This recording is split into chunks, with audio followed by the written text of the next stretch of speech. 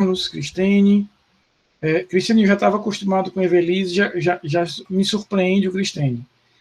Edward, Pairuzi, Felipe, Fernanda, João, Caio, Lohana, Milena, Misaele e Tainá. Sejam todos muito bem-vindos. Essa é a última aula de conteúdo, digamos assim. Hoje nós estamos concluindo aí todo o conteúdo do semestre, lembrando que vimos também uma matéria que formalmente não estaria no nosso conteúdo, que são os procedimentos incidentais, mas que é importante que a gente veja como vimos, né? Então, nós levamos aí nas últimas aulas estudando as prisões, falamos sobre as estruturas constitucionais de prisões, falamos sobre a prisão em flagrante, falamos sobre a prisão temporária, falamos sobre a prisão preventiva. Na aula de hoje, eu quero estar com vocês, e repito, com isso, encerrarmos o nosso conteúdo, onde nós vamos ver as liberdades, em que estrutura nós vamos nos apoiar para, diante de uma prisão cautelar, buscar a construção da liberdade. É isso que a gente vai ver. Ou seja, uma vez preso cautelarmente, o que é que significa isso? Aquele agente que foi preso em flagrante, ou preso temporariamente, ou preso preventivamente. Boa tarde, Matheus, seja bem-vindo. Ele tem que tipo de estruturas processuais para se contrapor efetivamente ao uso próprio dessas prisões. Ou seja, ele foi preso processualmente. O que ele pode fazer para buscar, de alguma maneira, a sua liberdade? Essa é a pergunta da aula de hoje. E com isso a gente conclui toda a nossa matéria. Quando for na quinta-feira, depois de amanhã, aí eu quero fazer uma revisão breve sobre as prisões, especificamente, aproveitar para a gente fazer uma revisão sobre essas 3 aulas, e quando for na terça-feira que vem, a gente faz uma revisão sobre o conteúdo da prova, tá bom? Sobre todo o conteúdo que eu vou cobrar na terceira prova. Lembrando que nossa prova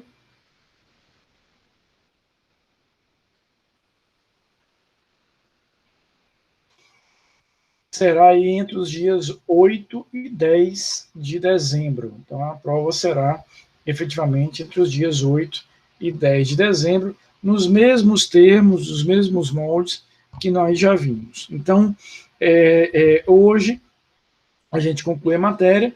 Um aviso também que eu sempre gosto de deixar tudo muito claro: hoje será o último dia que eu vou fazer chamada, tá certo? A partir de quinta-feira, como a gente vai fazer aí aula somente de revisão, eu não vou mais fazer chamada, tá bom? Então, hoje a gente termina efetivamente nosso conteúdo, e doravante a gente não tem mais chamada. Então, veja só, o que nós temos?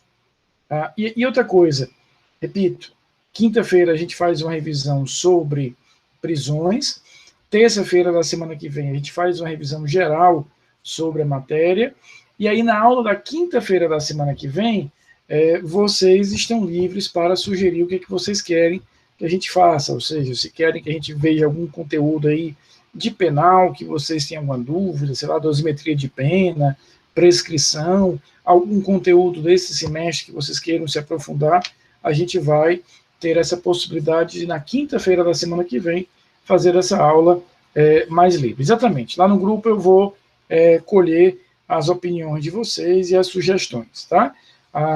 Essa semana a gente fica estudando prisões, e semana que vem, na terça-feira, a revisão, e na quinta, essa aula extra. Lembrando que na primeira semana de dezembro, as aulas da primeira semana de dezembro são aulas em que vocês estarão liberados, eu não vou fazer aula, e eu quero que vocês reservem esse momento para efetivamente terem a oportunidade de estudar e de melhor se preparar para a prova. Muito bem. Diante disso, ou com base nisso, eu quero ver com vocês hoje, dentro de um raciocínio bem linear, bem simples, o que aquele determinado agente preso pode fazer para buscar a liberdade dele. Então, nós vamos começar hoje, e todo o raciocínio da aula será desenvolvido nesse sentido. O cara foi preso provisoriamente.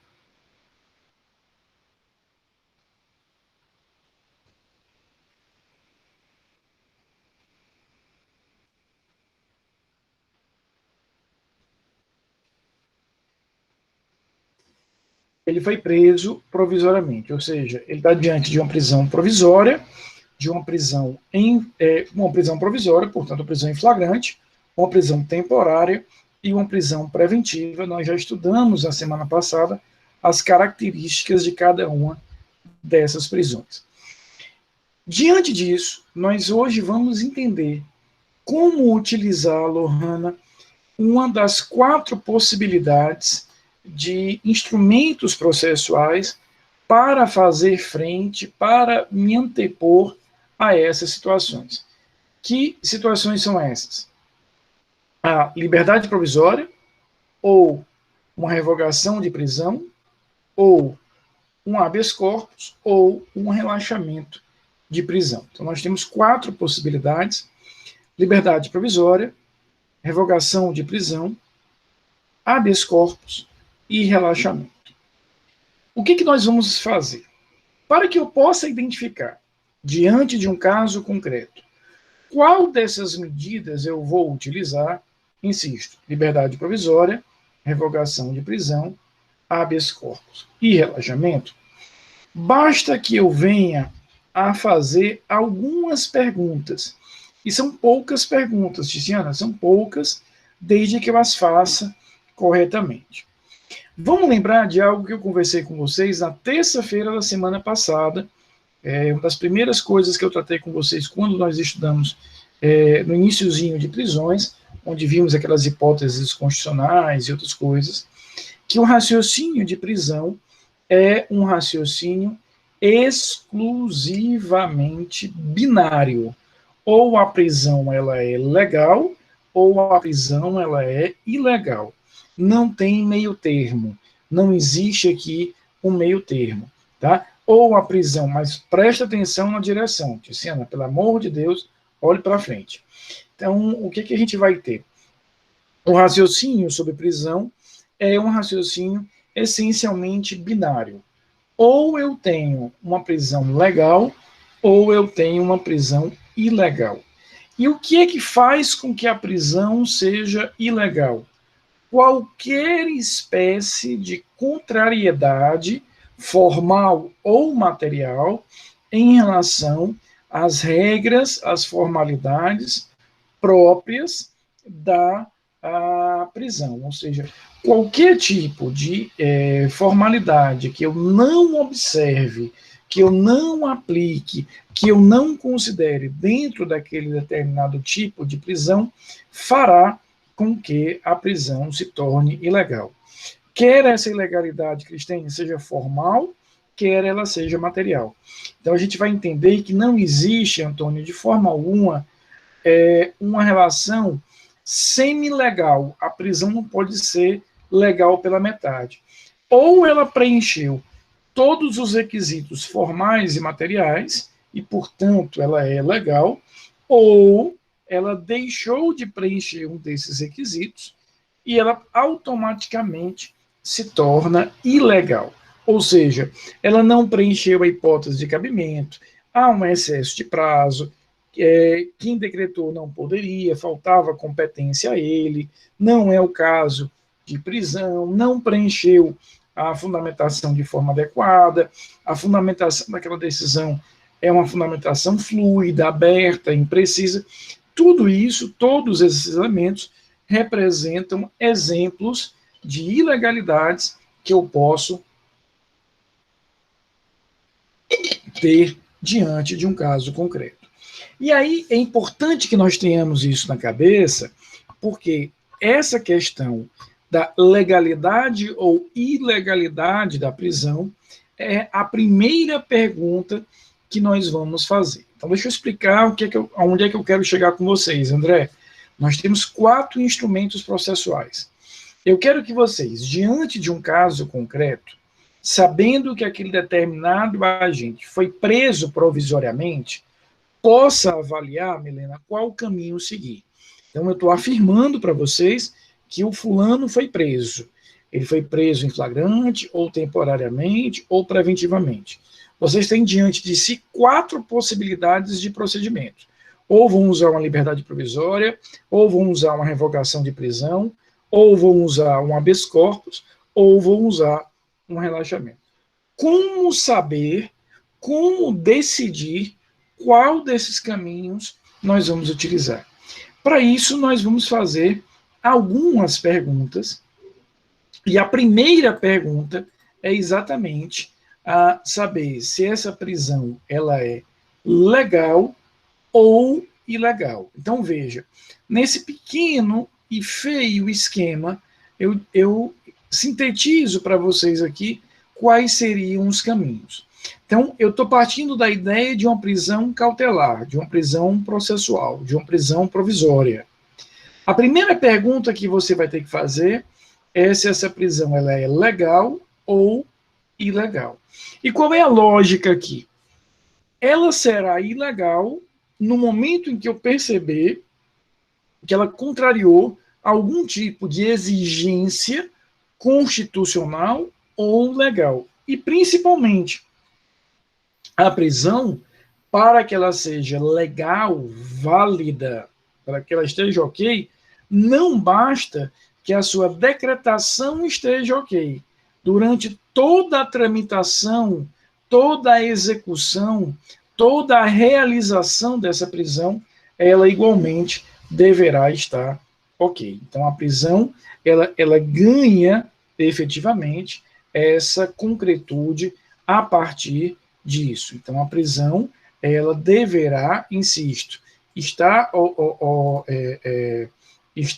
ok dentro dessa determinada situação, ou seja, qualquer ilegalidade dessa prisão traz a prisão aqui para baixo. A prisão ela é legal e qualquer ilegalidade vai ser trazida para cá.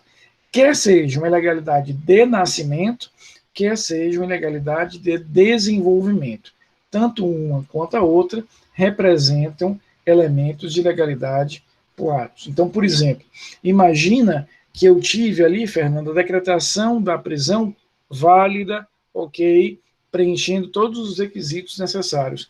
Mas durante a sua execução, eu contrariei alguma das normas. Por exemplo, para a gente usar um exemplo simples, imagina uma prisão temporária, a gente sabe tem aqueles prazos de 5 mais 5 e 30 mais 30, imagina que de alguma forma eu extrapolei aquele prazo, imagina que de alguma maneira eu fui além naqueles prazos. É um exemplo que nós vamos ter de prisão que se tornou ilegal durante a sua execução, durante a sua realização. Então, aqui a gente já começa a entender que ao responder se aquela prisão ela é legal ou ilegal, eu automaticamente já tenho aqui 2 caminhos definidos. Se ela for legal, o caminho que eu vou fazer é ou a liberdade provisória ou a revogação da prisão. Se ela é ilegal, os caminhos serão o habeas corpus ou o relaxamento. Então aqui, Fairuz, a gente já começa a clarear um pouquinho, porque nós tínhamos 4 opções, agora nós já vamos ver que essas 4 opções estão divididas em 2 duplas, digamos assim. Eu tenho a liberdade e a revogação de um lado, tenho o habeas corpus e o relaxamento. E como é que eu faço essa escolha? Como é que eu separo aqui? A primeira pergunta é sobre a legalidade. Porque se a prisão for ilegal, eu vou poder utilizar, e daqui a pouco nós vamos ver quais são as diferenças, o habeas corpus ou o relaxamento de prisão. Se a prisão for legal, ou seja, eu não consegui identificar, Rômulo, qualquer tipo de ofensa concreta a um dispositivo constitucional, a uma regra legal, ou seja, a prisão foi decretada validamente, a prisão está sendo executada e cumprida validamente, não consegui identificar qualquer tipo de ilegalidade. Nesse caso, o meu diálogo será diferente. Eu vou ter que dialogar com o juiz para dizer, olha, juiz, tudo bem, eu reconheço que a prisão é legal, eu reconheço que a prisão não contém nenhum tipo de ilegalidade, não há nenhum tipo de ilegalidade aqui, porém, ela é desnecessária. Essa prisão se transformou numa prisão desnecessária. Então, o diálogo que eu tenho com o judiciário, no caso de não visualizar ilegalidades e, portanto, reputar como legal e válida aquela prisão, é um diálogo um pouco mais suave, digamos assim, porque eu vou ter que dizer, olha, juiz, tudo bem, não estou enxergando nenhum tipo de ilegalidade, Freitas, seja bem-vindo, eu não estou identificando nenhum tipo de ilegalidade, a prisão, a princípio, seria uma prisão válida, adequada, e eu vou ter que argumentar com o juiz de que, apesar de válida, ela seria desnecessária. Já quando eu identifico de saída uma ilegalidade naquela prisão, ao perceber uma ilegalidade naquela prisão, neste caso, o meu diálogo com o judiciário é um diálogo mais direto. Nesse caso, eu vou ter um diálogo mais efetivo, porque eu vou dizer, olha, judiciário, aqui a questão não é se a prisão é necessária ou não. Ela contém um defeito, ela contém uma ilegalidade, ela contém uma falha. Então, com base nisso, eu já não tenho mais como validar essa determinada prisão. Então, quando a gente percebe, repito, a existência aí da ilegalidade, o meu diálogo é um diálogo bem mais direto, bem mais efetivo com o judiciário em relação a isso. Então, vamos agora analisar essa parte aqui de cima e daqui a pouquinho a gente volta aqui para baixo. Então, a primeira pergunta que você vai ter que fazer diante dessa prisão cautelar é se essa prisão ela é legal ou ilegal. Se ela for legal, sendo legal essa prisão, nós teremos aqui duas alternativas, a liberdade provisória e a revogação da prisão. Como é que eu sei isso? A liberdade provisória, ela é, em regra, utilizada para o enfrentamento da prisão em flagrante. Não faz sentido eu utilizar a revogação de prisão para enfrentar uma prisão em flagrante. E por que não faz sentido? Porque o nome correto é revogação da ordem de prisão. Veja, eu não tenho como revogar uma. Eu não tenho como revogar um fato. Eu tenho como revogar uma norma, eu tenho como revogar uma ordem judicial, mas eu não tenho como revogar um fato em si. Eu não posso, por exemplo, revogar o nascimento de uma pessoa. Eu posso, Felipe, revogar, se for o caso, a certidão de nascimento, mas o evento em si, o fato em si, eu não tenho como revogar. Então, a revogação do ato prisão é impossível. Eu tenho como revogar a ordem que deu causa, a ordem, Mateus, que gerou efetivamente essa prisão. Isso sim é revogável. Então, eu só vou poder utilizar o instituto da revogação da prisão quando eu tiver ali uma ordem de prisão que possa ser desconstruída, desfeita. Quando é que isso acontece? Quando eu tenho uma prisão temporária e quando eu tenho uma prisão preventiva. Então, quando eu tiver uma prisão em flagrante, o caminho que eu vou utilizar é um pedido de liberdade provisória. Como a gente vai ver agora, esse pedido, como a gente vai ver, na verdade, daqui a pouquinho, esse pedido pode ser com fiança ou sem fiança. Já quando eu tiver uma prisão temporária ou preventiva, aquela que nós conversamos na quinta-feira, ou seja, prisões decorrentes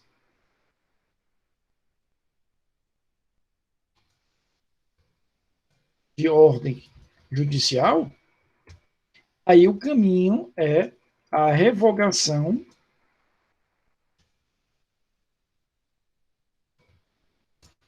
da ordem de prisão. Por que eu coloquei da ordem aí em parênteses, entre parênteses? Porque, na verdade, na prática, a gente vai perceber que é muito comum a gente usar a expressão simplesmente a expressão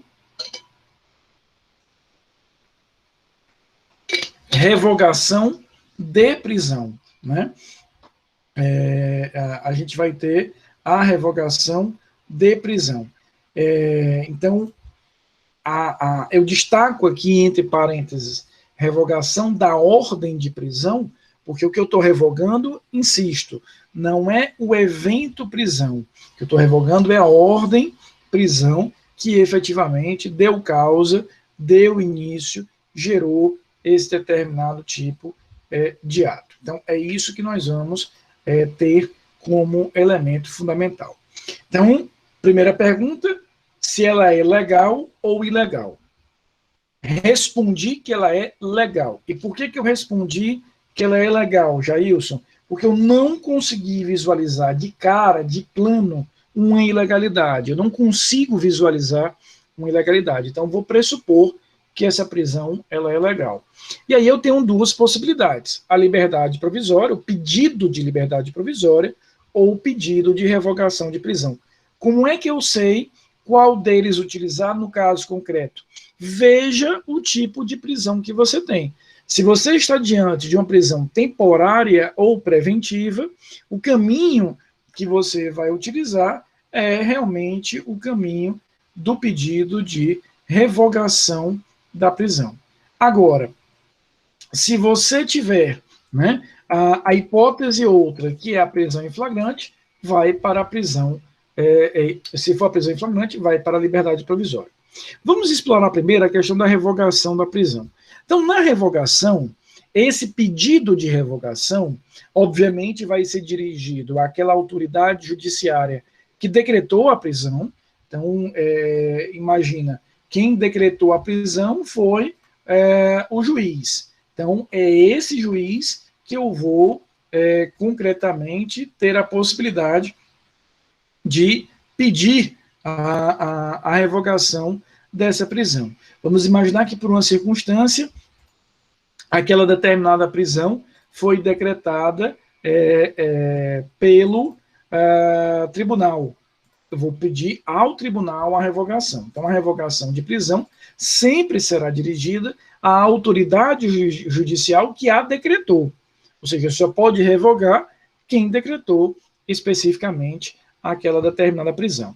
E qual vai ser o fundamento jurídico? Qual é o fundamento jurídico específico que nós vamos utilizar aqui para essa prisão? Então, qual é o fundamento jurídico que nós vamos ter em relação a essa prisão?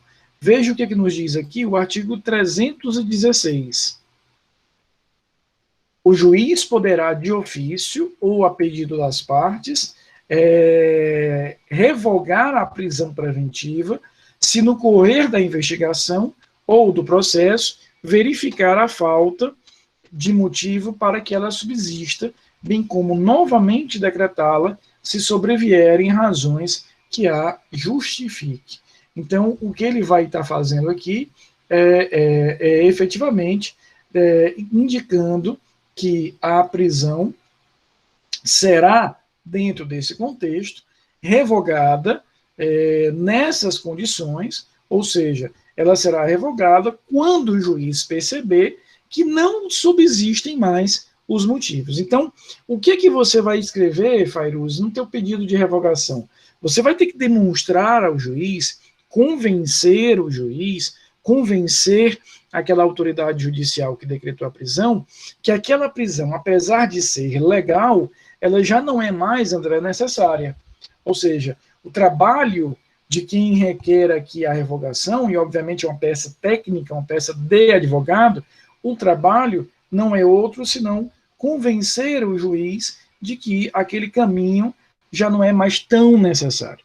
E aí o juiz vai analisar esse pedido e ele pode aplicar uma daquelas medidas cautelares diversas à prisão que nós estudamos na quinta-feira, ou simplesmente nem aplicar, revogar completamente a prisão, não condicionando a nada. Então, o pedido de revogação de prisão é um pedido baseado nesse artigo 316 e tem como elemento central a busca pelo peticionante, pelo requerente, por aquele que efetivamente solicita isso, de demonstrar na prática que não há a necessidade da realização dessa determinada prisão ou da manutenção dessa determinada prisão. Agora, se eu percebo que a prisão, no caso, é uma prisão em flagrante, aí eu vou fazer o pedido de liberdade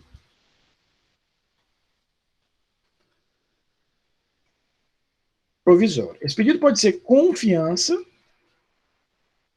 ou sem fiança. O que é a fiança?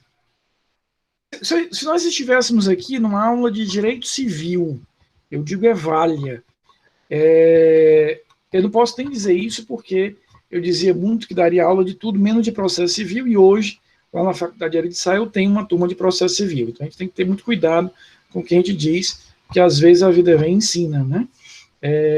Eu dizia muito que eu tinha muita vontade de dar aula de bermudão e chinela. Sempre disse isso. Quem foi meu aluno deve ter me escutado dizendo isso. Mas eu nunca imaginei que eu passaria um ano inteiro dando aula de bermudão e chinela dentro de casa, né? Então, a gente tem que ter muito cuidado com aquilo que a gente deseja, que às vezes acontece, né? Me diga o seguinte, numa aula de direito civil, se eu estivesse a falar sobre fiança, eu estaria falando sobre o quê?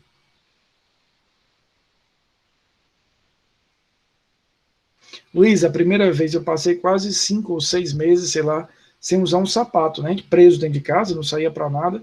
Primeira vez que eu saí de sapato, eu parecia aqueles cachorros que você coloca um sapato e ele não consegue, né, nem andar direito, né? A sensação que eu tinha é que eu tinha desaprendido a andar de sapato. Que ano tão estranho, meu Deus do céu.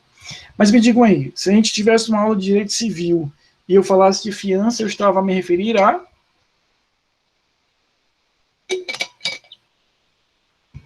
Não necessariamente contrato, não necessariamente pagamento de dinheiro em multa. Eu estava me referindo a uma garantia. Fiança lá no direito civil é uma garantia. Ou seja, tem a ver, Lohana, eu adquiro, eu assumo uma obrigação e eu vou dar, né, algo como garantia. Lembra lá das garantias do direito civil?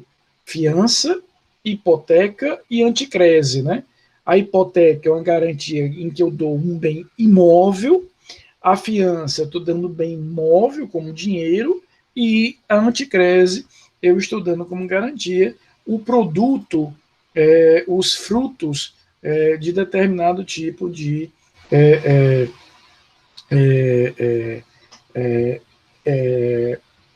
bem, né? Por exemplo, eu posso dar como garantia os aluguéis de um imóvel. Não estou dando imóvel como garantia, estou dando os aluguéis que eu recebo daquele determinado imóvel. Isso seria um exemplo de anticrese. Mas, enfim, fiança é garantia. Para o processo penal, fiança será a mesma coisa, né? Fiança será a mesma coisa, ou seja, é uma garantia onde eu vou dizer o seguinte, olha, cara, você está preso, é uma prisão em flagrante, você merece até ser liberado, e eu vou te cobrar uma fiança para que aquilo ali, ao doer no teu bolso, lembre que você tem que cumprir algumas condições. Eu não vou te liberar a título gratuito, você vai ter que pagar uma fiança e se no final do processo, veja só, você não for condenado e você, Lohana, cumprir todas as condições que eu fixei para a tua fiança, você recebe de volta esse dinheiro. Então imagina que eu fui preso, recebi a liberdade provisória com fiança, tive que pagar ali uma grana e depois o processo se desenvolveu, o processo avançou e eu fui absolvido. Imagina que eu saio do processo absolvido. Eu terei direito a receber de volta aquele valor que eu paguei como fiança. Veja que aqui a gente percebe bem, com esse raciocínio, essa natureza própria de garantia. Agora, quem é que vai arbitrar essa fiança? Ora, o artigo 322, ele diz o seguinte, A autoridade policial somente poderá conceder a fiança nos casos de infração cuja pena privativa de liberdade máxima não seja superior a 4 anos.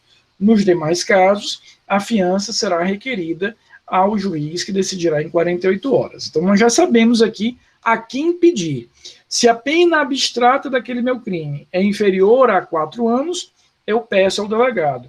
Se a pena é superior a 4 anos, eu peço ao juiz. Mas em que caso será possível pedir a fiança? Ora, o Código de Processo Penal, ele usa uma linguagem, Fernanda, completamente negativa. O que é que eu quero dizer com isso? Ele usa aqui um raciocínio de exclusão. Ele vai nos dizer, Fairuzi, em que hipóteses não cabe a fiança.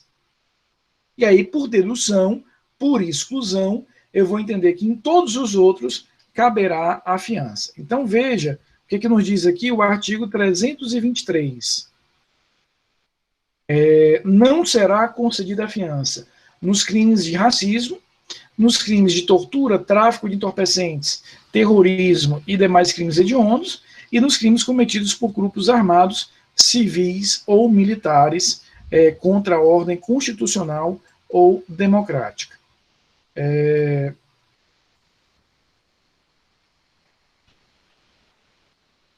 E o artigo 324, né, ele vai trazer, peraí que faltou aqui o inciso 4º, ele vai trazer o seguinte: 324, não será igualmente concedida a fiança. Boa noite, Ivanício. Seja bem-vindo, Ivan. Aos que no mesmo processo terem quebrado a fiança anterior, claro, você não vai conceder a fiança de alguém que já não cumpriu aquela fiança. Em caso de prisão civil ou militar, e quando presentes os requisitos que autorizam a prisão preventiva. Então, a fiança é essa garantia. Eu vou dar a fiança para as situações em que eu não visualize uma dessas hipóteses próprias do Código, nessas hipóteses em que o Código proíbe. Então, repito, o raciocínio nesse caso, um raciocínio de exclusão. Eu vou utilizar a fiança sempre quando a gente vai trabalhar com isso. Como? O Código diz quando é que não cabe a fiança. Se a minha hipótese não estiver aí, é porque cabe. E qual é o valor? Veja que o artigo 325, ele define aqui os patamares, os intervalos, aqui as margens de fixação da fiança. O valor da fiança será fixado pela autoridade que a conceder nos seguintes limites. Inciso 1º, de 1 a 100 salários mínimos, quando se tratar de infração cuja pena privativa de liberdade no grau máximo não for superior a 4 anos. E de 10 a 200 salários mínimos, quando o máximo da pena privativa de liberdade combinada for superior a 4 anos. Então, ele definiu aqui o seguinte: naqueles casos em que a pena máxima é até 4 anos, nós vamos ter aí a lógica de uma fiança entre 1 e 100 salários mínimos. São aqueles casos em que a fiança será arbitrada diretamente pelo delegado. Sendo a pena abstrata superior a 4 anos, aí nesse caso nós teremos aí a pena a fiança entre 10 e 200 salários mínimos fixadas pelo juiz. Mas olha aqui as hipóteses de diminuição e ampliação. Então, qual é o padrão? 1 a 100, no caso de penas inferiores a 4 anos, 10 a 200. 200 é ótimo, né? 500 é 500. Então, 200, de 10 a 200 salário mínimo, é um animal, um professor desse, nós vamos ter para crimes superiores a 4 anos. Mas o Código diz aqui que eu posso, sobre esses valores, veja, sobre esses valores definidos aí nos incisos 1º e 2º, eu posso aplicar outros elementos, eu posso aplicar outras proporções. O que é que eu vou poder aplicar? Veja o que é que diz aqui o parágrafo 1º. Se assim recomendar a situação econômica do preso, a fiança poderá ser dispensada na forma do artigo 350. Esse inciso aqui, quando eu dispenso a fiança, é um dos exemplos que nós vamos ter de liberdade provisória sem fiança. Então, quando eu dispenso isso aqui, eu estou diante de uma liberdade provisória sem fiança. Mas ele continua aí no inciso 2º. Reduzida até o máximo de 2/3, ou, olha só o inciso 3º, como é de com força. Ele é... Esse ainda é o artigo 325, né? Isso tudo ainda no 325. Né? Olha o que diz aí o inciso 3º. Aumentada em até 1000 vezes. Então, Cristine, lá nos incisos 1º e 2º do 325, ele traz os referenciais básicos. 1 a 100, 10 a 200. E aí ele vai, no parágrafo 1º, jogar esses redutores ou esses fatores aí de correção. Então, eu posso ter casos no Brasil em que a fiança chegue a 200 mil salários mínimos. Né? Estou falando aí de uma ruma de com força de dinheiro. E, claro, né, caberá é o fim do semestre. Lohana, o fim do semestre nos faz obrigatoriamente assim, para que vocês possam ainda me aguentar de alguma maneira. Né? Engraçado, Freitas, que eu sempre, quando dava essa aula há um tempo atrás, eu me lembrava do Ike Batista, que dizia que era o homem mais rico do Brasil e tal. E, de fato, o filho dele, né, se envolveu num acidente e teve arbitrado uma fiança num valor bastante significativo. Eu sempre usei como exemplo, nunca imaginei que, num caso concreto, ele e o filho estariam em situações assim. Né? O que eu acho mais cruel do Ike é que o pobrezinho gastou uma fortuna para colocar o negócio do implante de cabelo, aí foi preso, a primeira coisa que fizeram foi raspar o cabelo. Isso é uma crueldade. Né? O pobre ganha, né, gasta uma grana louca para fazer uma técnica, né? Era uma técnica de italiana, em que usavam não sei o que do cabelo, e que vai efetivamente...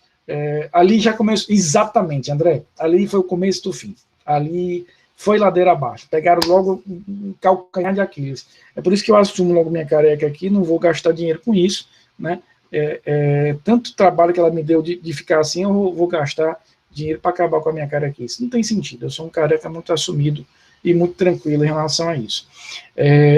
Então, veja, é exatamente para esses casos, Freitas, o teu exemplo aí foi muito legal, porque a lei dá esses intervalos aí tão elásticos para que o juiz possa, diante do caso concreto, diante da situação específica, ter condições de valorar e de mensurar qual, de fato, deve ser o valor que vai gerar no preso essa circunstância de servir de garantia, de servir de algo que trate efetivamente de uma garantia concreta.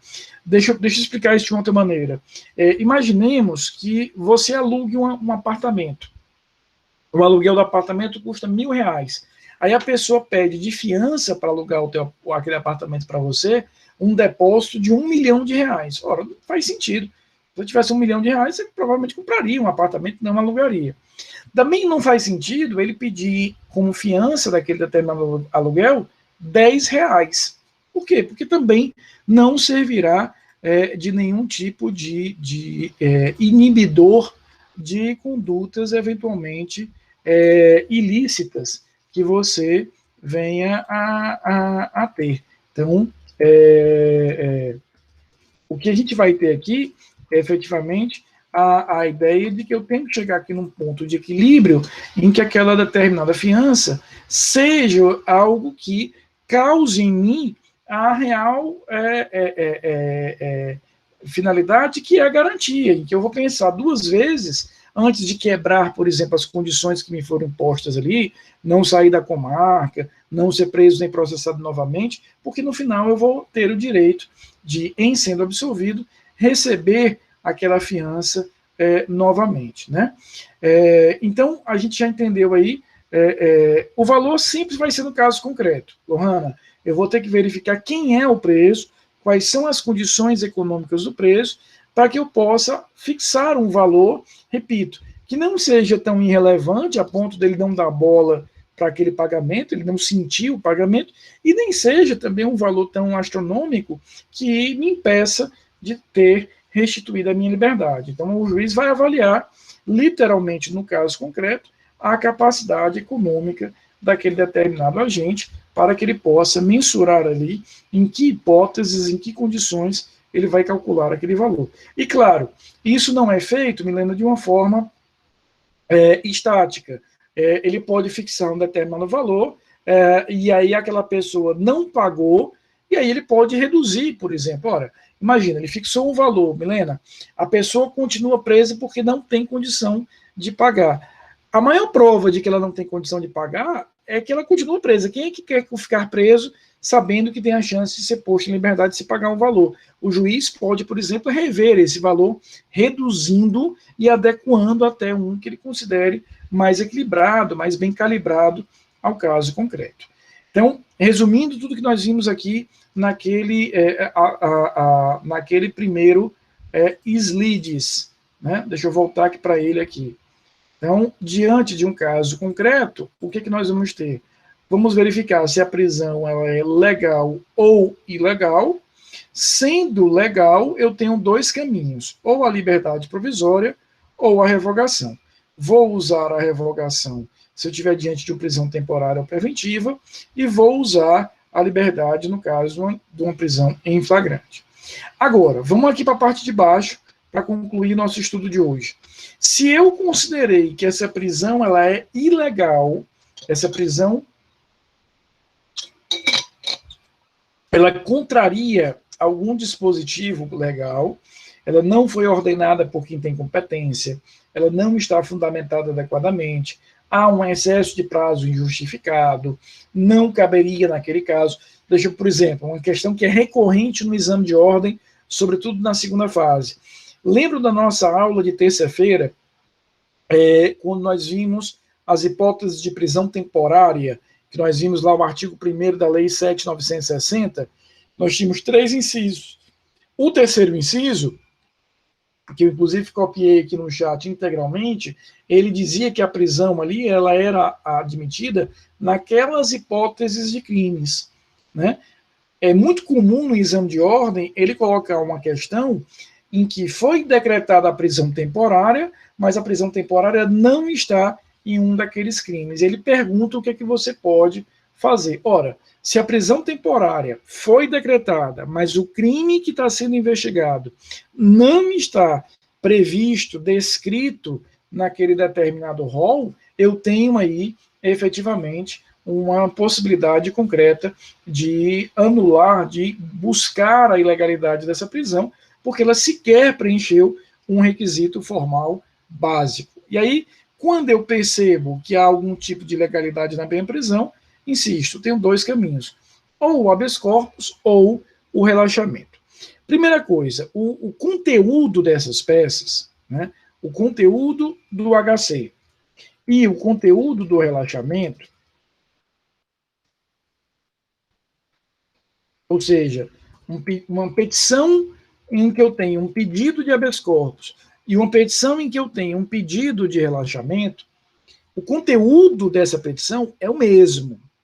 O que é que eu vou colocar ali? Eu vou colocar ali, Eva, os motivos pelos quais eu considero que aquela prisão ela é ilegal. Então, quando eu estou redigindo um habeas corpus, eu estou redigindo um relaxamento, eu vou ter que colocar lá o porquê de eu considerar aquela prisão uma prisão ilegal. Eu tenho que expressamente indicar isso no caso concreto. Quais são as diferenças entre o uso do habeas corpus e do relaxamento? Primeiro, vamos ver as semelhanças. Qual é a primeira semelhança? O argumento. O argumento que eu uso é o mesmo. A prisão, ela é ilegal. Esse é o argumento que nós vamos usar. Por outro lado, né, de outra forma, nós vamos ter, dentro desse raciocínio, a ideia de que eu irei né, efetivamente desenvolver, né, o argumento, né, eu vou desenvolver a ideia, eu vou desenvolver a lógica, tanto para a prisão em flagrante, quanto a temporária, quanto a preventiva. Então, veja, eu posso usar o habeas corpus e eu posso usar o relaxamento para qualquer tipo de prisão processual, quer seja flagrante, quer seja temporária, quer seja preventiva.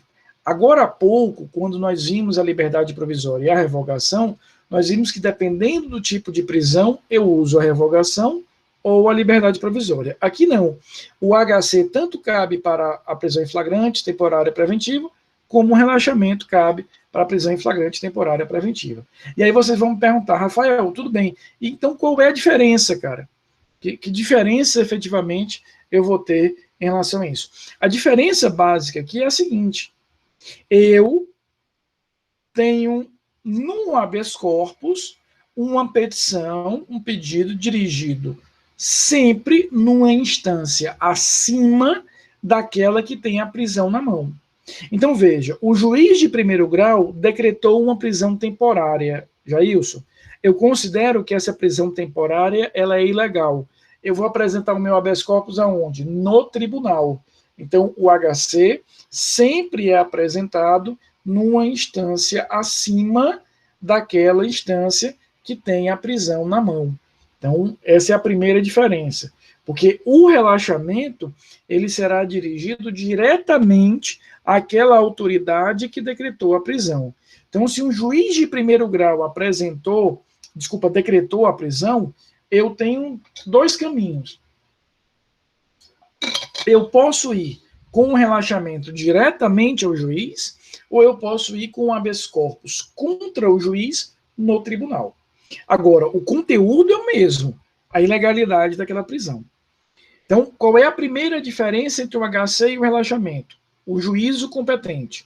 Porque o relaxamento eu vou dirigir aquele que tem a prisão na mão, aquele que ordenou a prisão, e o HC eu vou apresentar sempre aquele que vai ao juízo superior a ele. Uma outra diferença, o habeas corpus pode ser apresentado por qualquer pessoa, eu não preciso ser advogado para apresentar. O relaxamento é uma peça obrigatoriamente técnica, obrigatoriamente feita por advogado. Essa é a primeira diferença, a segunda diferença. A primeira, portanto, é de competência, a segunda é de legitimidade processual para apresentá-lo. O STJ, ele tem um entendimento que ainda existe, mas ele está cada dia perdendo mais força, de que primeiro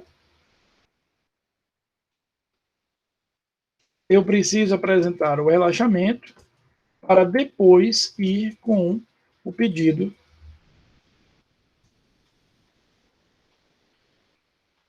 ao tribunal. Então, eu primeiro precisaria apresentar o relaxamento para depois ir com o pedido de HC ao tribunal. Então, primeiro eu apresento o relaxamento, segundo o entendimento do STJ, sob pena de acontecer a chamada supressão de instância. É como se ele dissesse o seguinte: olha, primeiro pede ao juiz de primeiro grau para vir ao tribunal. Você não pode começar direto apresentando o habeas corpus. Esse entendimento, no entanto, vem perdendo força e hoje o STJ vem sinalizando que esse pedido de relaxamento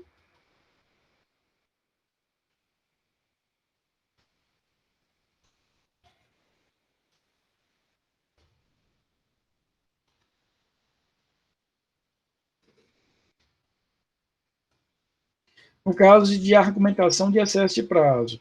Se for falta de fundamentação,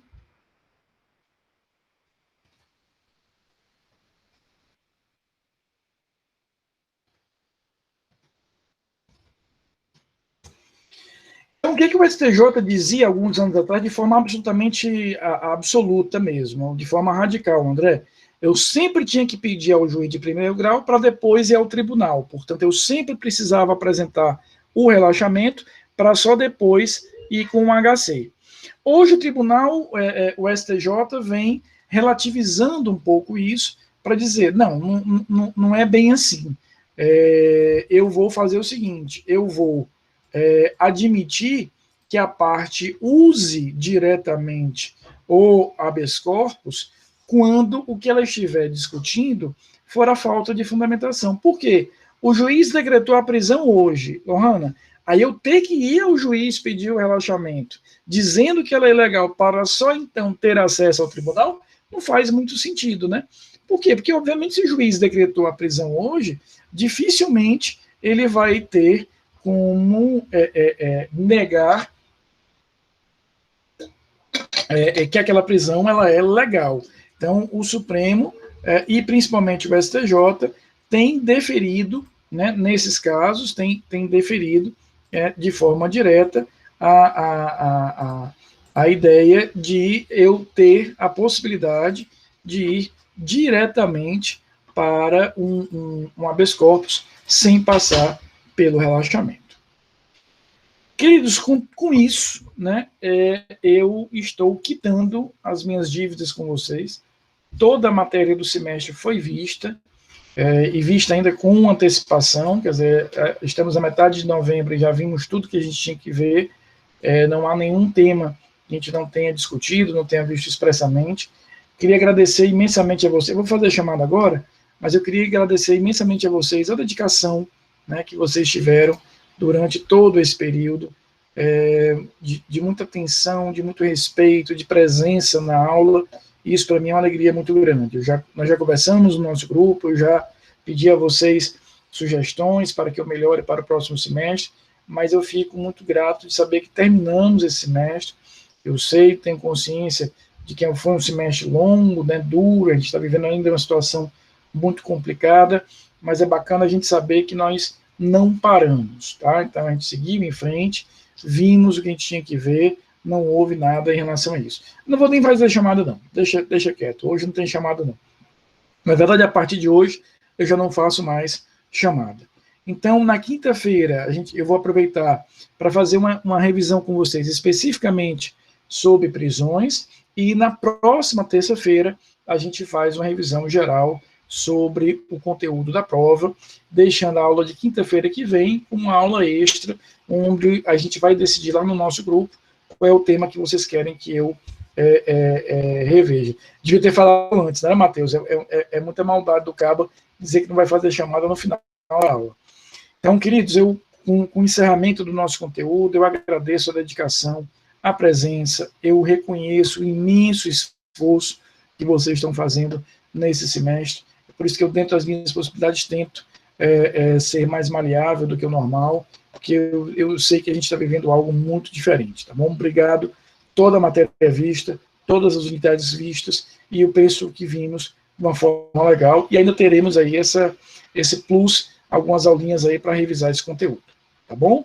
Então, fiquem bem, quinta-feira, repito, a gente vai fazer uma revisão dessas 3 aulas sobre prisão, terça-feira que vem uma revisão geral, lembrando que a gente já não faz mais chamada. Eu quero que vocês venham se vocês tiverem realmente interesse de vir, tá? Coraçãozinho para vocês, muito obrigado pelas palavras e muito, muito obrigado pela dedicação de vocês. Eu reconheço imensamente a dedicação de todos vocês, tá bom, queridos? Um beijo grande e, se Deus quiser, até quinta.